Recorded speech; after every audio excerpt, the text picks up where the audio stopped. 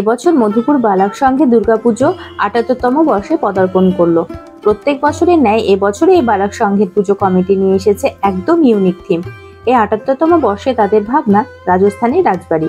প্যান্ডেলটা দেখে হয়তো অনেকেই বুঝতে পারছেন। চলুন সমস্ত প্যান্ডেলটাই ঘুরিয়ে দেখাই, তাহলে আরো ভালোভাবে বুঝতে পারবেন।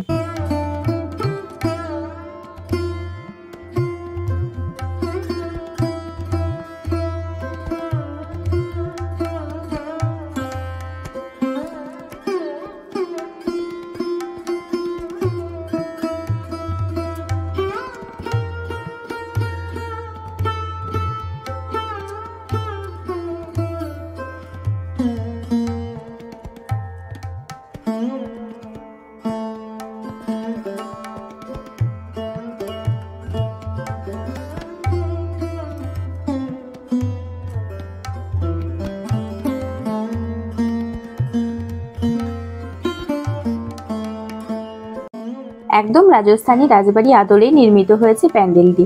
প্যান্ডেলটা তো সমস্তটাই ঘুরে দেখালাম। চলুন এবার এখানকার প্রতিমা কেমন করেছে সেটা দেখিয়ে নিয়ে আসি আপনাদের।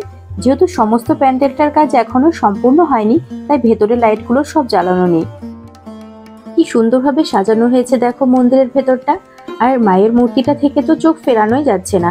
যারা ভাবছো কোথায় করেছে প্যান্ডেল ও প্রতিমাটি, তাদের জন্য বলি, বহরমপুরের মধুপুর থেকে বিষ্ণুপুর কালীবাড়ি আসার যে রাস্তা, সে রাস্তা ধরে কিছুটা পথ আসলেই ডান দিকে একদম রাস্তার ধারে তোমরা দেখতে পেয়ে যাবে এই প্যান্ডেলটি।